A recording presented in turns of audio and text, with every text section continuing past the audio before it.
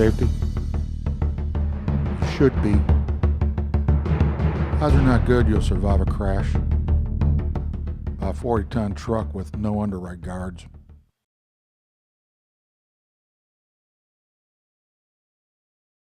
This is News 13 at 6. Twisted metal from a 7-vehicle pileup, including a travel trailer, brings traffic to a standstill along I-26 in Buncombe County.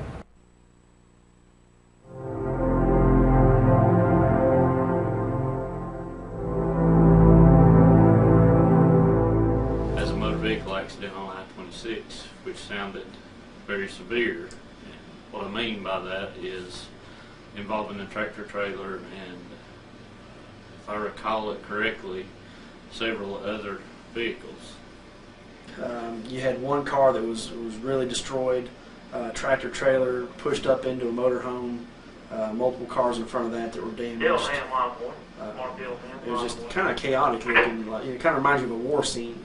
I saw Mr. Hawkins' vehicle on the shoulder of the road, which was basically unidentifiable as to the type of vehicle it was. My initial reaction was the occupants of this vehicle were obviously dead.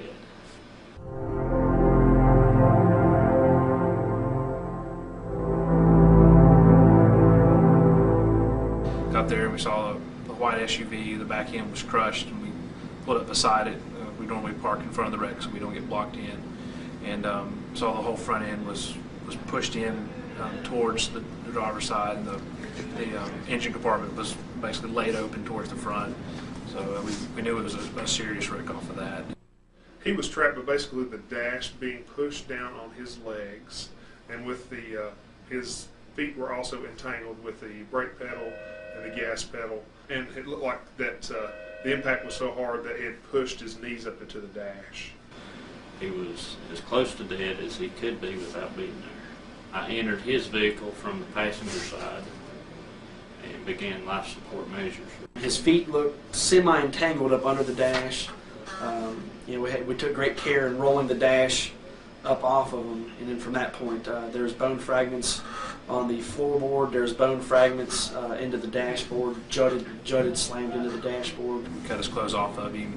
That's when we saw his thigh was all had a big hole just above his left knee, and his thigh was probably 3 to 4 times bigger than the other thigh, which led us to believe there was a lot of accumulated blood, and that something had either gone in or come out of the leg. We found approximately 3 to 4 inch shard, which we figured out was the femur, laying on the ground. Then we also found a smaller piece in the dash.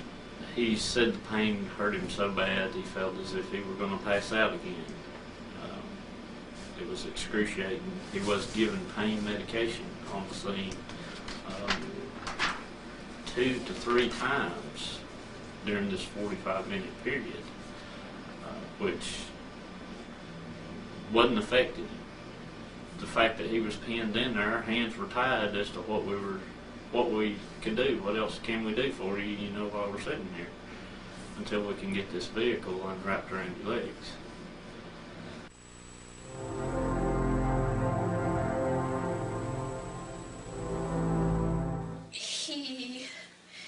He went into surgery that night, and he had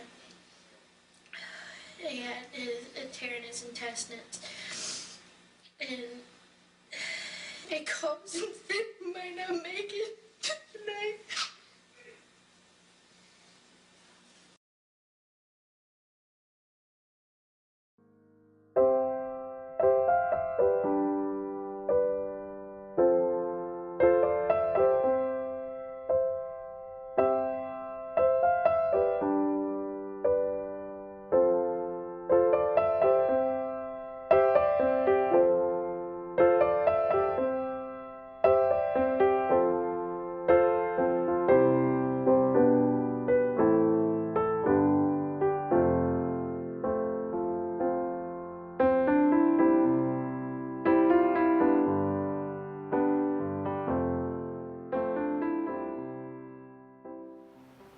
My name is Mary Ann Carth, And I'd like to tell you a story that I think is important for you to hear that actually I wish I wasn't telling.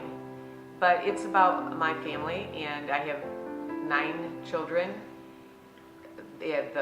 We moved with the 3 youngest of our children from Texas to North Carolina in the fall of 2012.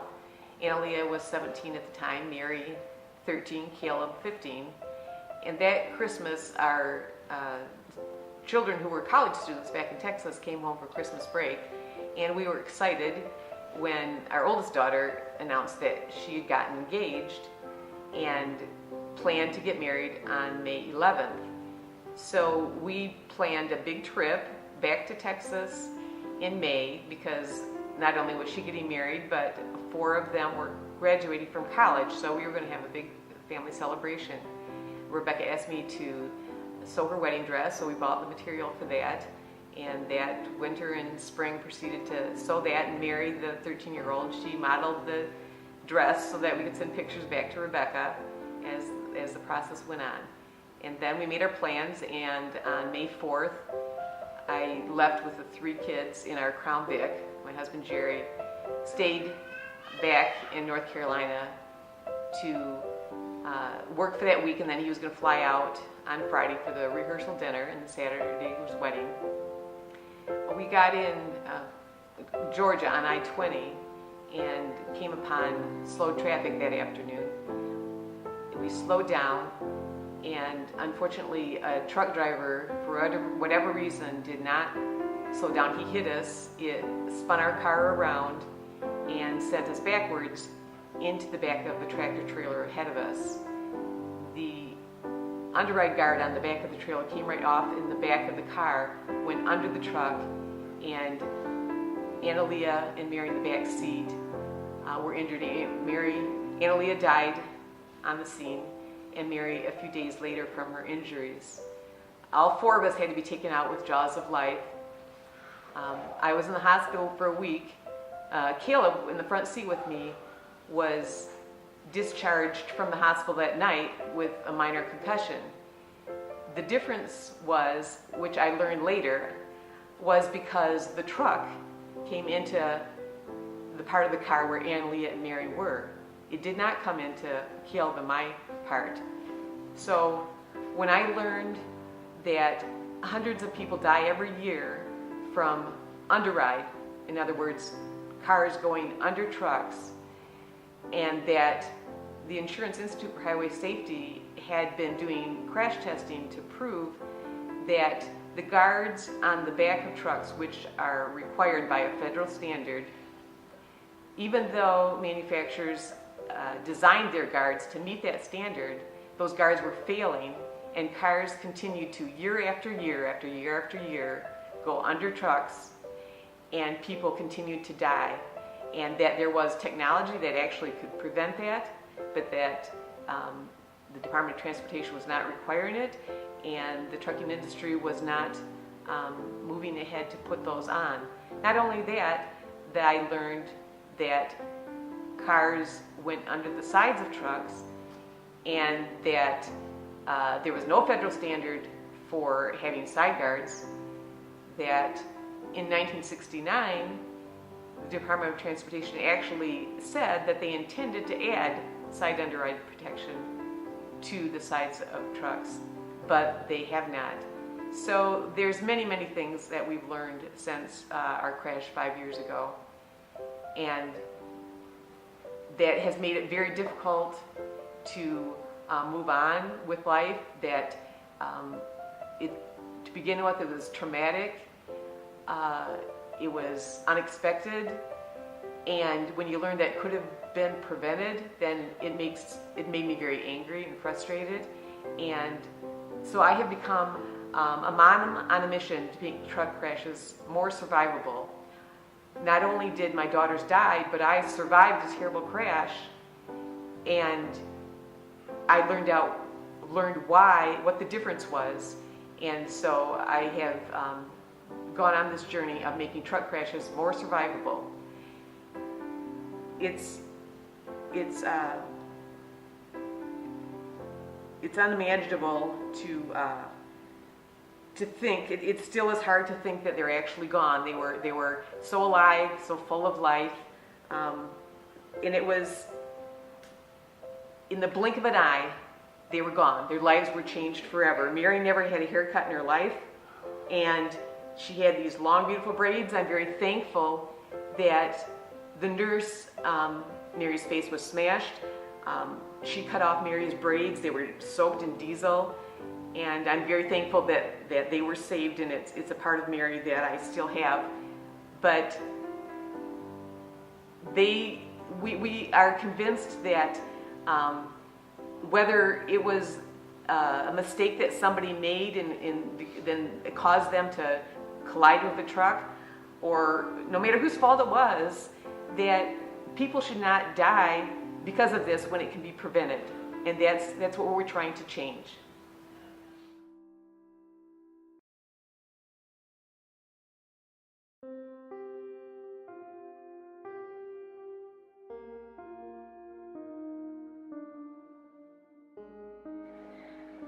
My name is Lois Durso, and I lost my daughter, Roya, in 2004 to a semi-tractor trailer crash.